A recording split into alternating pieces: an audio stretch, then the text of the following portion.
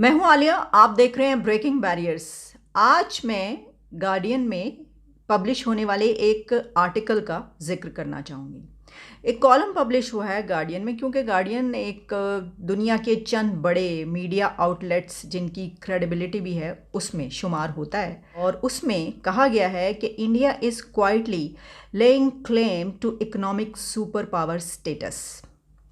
अब इसके ऊपर ऐसा नहीं है कि हमने कभी बात ना की हो, हमने इसके ऊपर तज्जिया किया, लेकिन ये तो हो सकता है कि किसी का अपना अगर कोई पर्सनल एनालिसिस है तो उसके ऊपर कोई दूसरा ये कहे कि ये तो आपका अपना पर्सनल ओपिनियन है, इस पर तनकीद की जा सकती है, इससे इनकार किया जा सकता है, इसको डिनाई किया जा सकता है।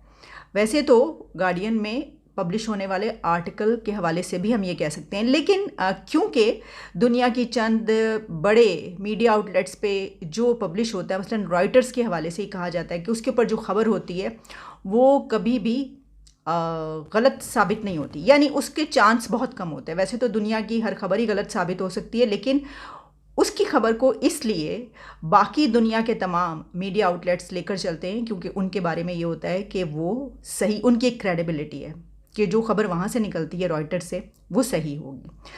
तो ये कॉलम, इसमें कुछ ऐसी बातें की गई हैं जिससे ये पता चलता है कि दुनिया के लैंडस्केप पे अगर इकोनॉमी की जब हम बात करते हैं तो उसमें इंडिया किस तरीके से आगे बढ़ रहा है। कि जो एक ये बात कही जाती है कि हो सकता है कि मुस्तकबिल करीब में जिन सुपर पावर्स के बारे में बात की जाती है कि ये कंट्रीज़ जो हैं ये दुनिया पे हुक्मरानी करेंगे, उसमें भारत बहुत आगे नज़र आए।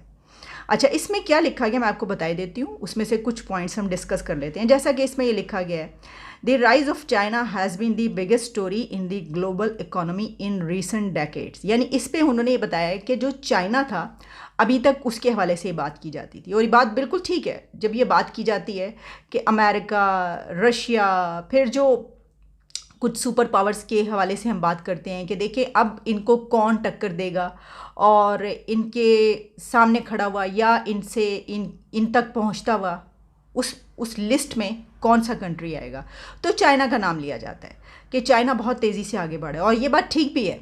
चाइना, ऐसा नहीं है कि हम ये कहें कि चाइना का नंबर, चाइना नहीं रहा अब इस लिस्ट में, आगे जो बढ़ने वाले कंट्रीज उसमें चाइना शामिल है, लेकिन चाइना के जो आगे बढ़ने की और इकोनॉमी की उसकी जो बूस्ट उसको मिल रहा था, और जिस तरीके से आप जानते हैं कि दुनिया में अगर प्रोडक्ट्स जो होती हैं उसका सबसे बड़ा जो सप्लायर है वो चाइना ही कहा जाता है।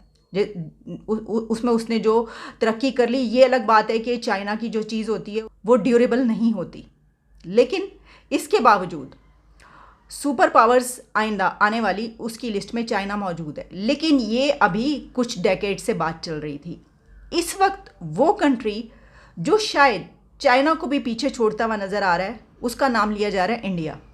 अब इसी तरीके से आगे इसमें जो है वो ये बात की जाती कि जिस तरह एक अली बाबा, जैक मा, जो कि उसके फाउंडर हैं, और उन्होंने उसको लेकर वो आगे चले और उन्होंने चाइना को बड़ा फ़ायदा पहुंचाया, और उसमें चाइनीज़ बिज़नेस जो है वो सामने आया, और फिर यानी ये कि वो बहुत फेमिलियर है दुनिया के ऐसे कस्टमर्स जो वहाँ पे जाके उसको कर सकते हैं। तो अब इंडिया के हवाले से जो नाम लिए जा रहे हैं उसमें एक नाम अडानी का लिया जा रहा है। अब कुछ दिन पहले हमने आपको ये खबर दी थी कि गौतम अडानी के बारे में कहा जा रहा है कि वो एक अब दुनिया की चंद, यानी उन्होंने बीट किया है और one of the richest person of this earth उनका शुमार हो गया उसके अंदर। तो ये बात इसमें लिखी गई है कि अब अंबानी और गौतम अडानी ये जैक मा की तरह इंडिया को बूस्ट देते हुए नज़र आ रहे हैं। और देखें ये जो, अब देखें ना, इससे ये भी पता चलता है कि सिर्फ ये बात नहीं होती कि अगर किसी मुल्क का, किसी कंट्री का कोई बंदा जो है वो one of the richest persons में शुमार होता है तो उससे क्या फ़ायदा होता है, उससे तो बस उस बंदे का नाम ही ऊपर हो जाता है ना, यानी उसी को फ़ायदा होता होगा। तो ऐसा नहीं है। इस तज्जिए से हमें ये पता चलता है कि ऐसा नहीं है, क्योंकि जिन इंडिकेटर्स की बिना पर कोई इस लिस्ट में आगे आता है वो इंडिकेटर्स उस कंट्री को फिर बहुत उसके लिए बेनिफिशियल होते हैं, उसको बहुत फ़ायदा पहुंचाते हैं। यही वजह है कि उन्होंने ये मिसालें भी इसके अंदर कोट की हैं।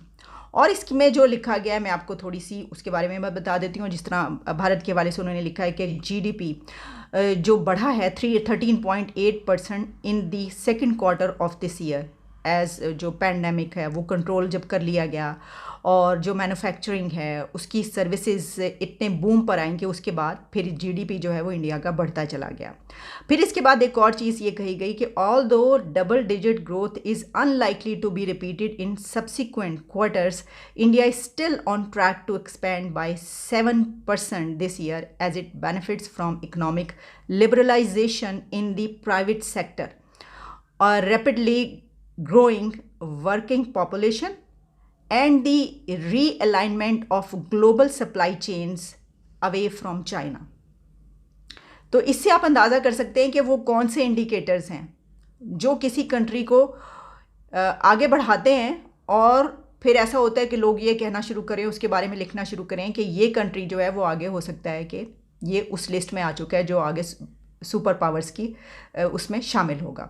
अब इसमें वर्किंग पॉपुलेशन तो बिल्कुल ग्रोइंग वर्किंग पॉपुलेशन, वो तो हम अपनी जगह पे बात करते हैं कि जो भारत की आबादी है, पॉपुलेशन है, वो उसके लिए कितना बड़ा सरमाया है, एसेट है उसका। यानी एक वक्त ऐसा होता था कि ये बात की जाती थी कि क्योंकि जो वहाँ की अगर पॉवर्टी या इस तरह की चीज़ों पर बात की जाती थी तो कहा जाता था कि आबादी जो इतनी ज़्यादा है तो इसलिए गुर्बत भी है, क्योंकि जिस कंट्री की जो है वो आबादी इतना ज़्यादा होगी तो उसको संभालना भी उतना ही मुश्किल होगा।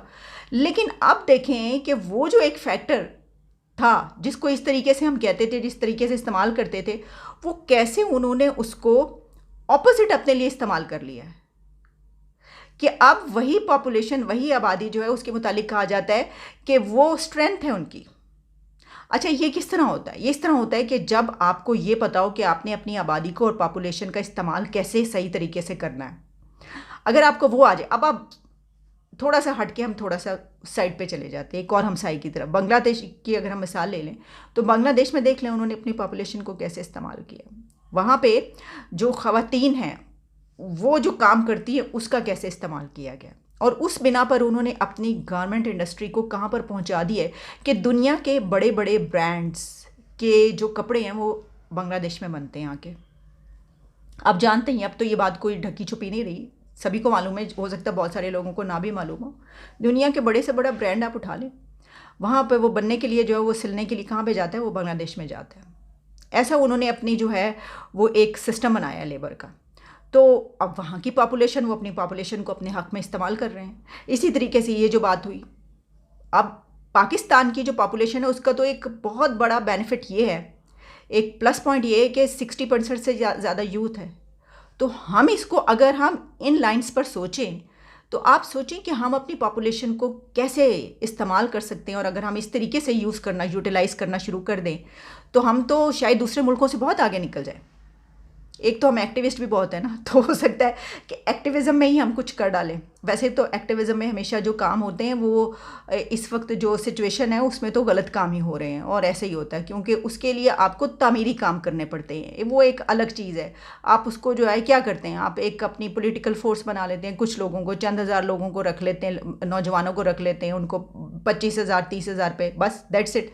लेकिन यूथ को यूटिलाइज़ करना इज़ समथिंग एल्स, पॉपुलेशन को यूटिलाइज़ करना एक और चीज़ है। तो मैं ये समझती हूँ कि हमें इन लाइंस पर सोचना चाहिए और पाकिस्तान को अपनी पॉपुलेशन को इसी तरीके से यूटिलाइज़ करना चाहिए। लेकिन उसके लिए आपको उनको पहले हुनर देना पड़ता है, और हुनर देने के साथ साथ आपको फिर वो आप उनको जो हुनर देते हैं कि ये कारीगर बनाते हैं, वो फिर आपको अपने लिए इस्तेमाल भी करना पड़ता है। फिर इंडस्ट्रीज़ भी खोलनी पड़ती हैं कि अब तुम लोगों को हम इसमें खपाएंगे जब हमने तुम्हें ये सिखा दिया। लेकिन यहाँ पर तो काम उल्टी गंगा बह रही है, काम ही उल्टा है कि इंडस्ट्रीज़ ही बंद हो रही हैं तो आप खपाएंगे कहाँ वहाँ पे, और फिर हुनर सिखाने का तो यहाँ पे जो है वो रिवाज ही बहुत कम है। अच्छा जी, और एक और बात उसके अंदर जो है वो ये है कि realignment of global supply chains away from China, ये भी एक बात कही। अब आप याद रखें कि रीअलाइनमेंट जो है हम देख रहे हैं, चाहे आप इसको किसी भी तरीके से देख लें, यानी ये कि आप पॉलिटिक्स में देख लें, इंडिया की रीअलाइनमेंट कंट्रीज़ के साथ कैसे हुआ है, कैसे करते हैं वो और कैसे कर रहे हैं, तो उस वजह से उनको कितने फ़वाइद हासिल हुए, उन्होंने कितने बेनिफिट्स हासिल किए। और ट्रेड पे भी आप बात, अपनी फॉरेन पॉलिसी को इतना ताकतवर बनाकर कि आप पूरी दुनिया जो है वो आपकी तरफ देखे। वो अलग बात है कि वो ठीक है कि क्योंकि दुनिया को उनसे ट्रेड भी करनी पड़ती है, वो बहुत बड़ी एक मार्केट है, वो अपनी जगह पर। लेकिन अगर आपके ताल्लुकात ठीक नहीं होंगे तो आप जितना मर्जी बड़ी वो ले लें, इकॉनमी कर लें, आपके ताल्लुकात ठीक नहीं है, आपकी फॉरेन पॉलिसी ठीक नहीं है, तो आपकी इकॉनमी कोई आपका साथ नहीं दे सकती, यानी जब तक आपके ताल्लुकात अच्छे नहीं होंगे। तो ये भी एक सिचुएशन है। तो हमें इस पर भी देखना पड़ेगा कि फॉरेन पॉलिसी तो हमारी हमेशा से बहुत ज़्यादा फेलियर्स रहे हैं उसके। ये जनाब एक मुझे लगा, मैंने जब ये पढ़ा कॉलम, इसमें एक और बात जो लिखी गई है आखिर में वो भी मैं आपके सामने रखती चलूँ। उन्होंने ये कहा है कि, बल्कि मैं बता देती हूँ पहले कि ये जो इसके लिखने वाले हैं उनका नाम है मार्टिन फेरर। और फिर वो ये भी लिखते हैं, ए की part of India's continued rise will be its ability to grow its manufacturing sector and challenge China as the world's #1 exporter. इस पर उन्होंने कहा कि India has already benefited from a large well educated English speaking middle class, helping the country to develop world class IT and pharmaceutical sectors. It also has strong consumer demand, which accounts for about 55% of the economy, compared with less than 40% in China. तो ये थोड़ा सा उन्होंने comparison पेश किया है भारत और China का, कि दोनों जो हैं वो किस सिचुएशन में, लेबर की अगर बात कर लें, पॉपुलेशन, वर्किंग पॉपुलेशन की बात कर लें और सप्लाई चेन की बात कर लें, तो उसमें दोनों कंट्रीज़ कैसे एक दूसरे को जो है वो टफ़ टाइम देते हैं। लेकिन इसमें एज भारत को हासिल है। उसके लिए मैंने आपको पॉइंट्स बता दिए जो उन्होंने पॉइंट्स कहे हैं। तो ये बहुत जो स्टडी है बड़ी कमाल की है। मेरा ख़्याल है कि पाकिस्तान को ये स्टडी करना चाहिए। ये केस जो है, इंडिया का केस, पाकिस्तान को स्टडी करना चाहिए, आगे बढ़ने के लिए ज़रूर स्टडी करना चाहिए। अपने जो इकोनॉमिस्ट हैं, अपने एक्सपर्ट्स, उनको बैठाया जाए, एक टीम बनाई जाए, इसको आप देखें और इसी को लेकर आप आगे बढ़ें कि अगर ये दो कंट्रीज़, इंडिया बांग्लादेश, ये आगे बढ़ सकते हैं इस तरीके से, तो फिर हमें ये केस स्टडी की ज़रूरत है। दोबारा मुलाकात होगी, इजाज़त दीजिए।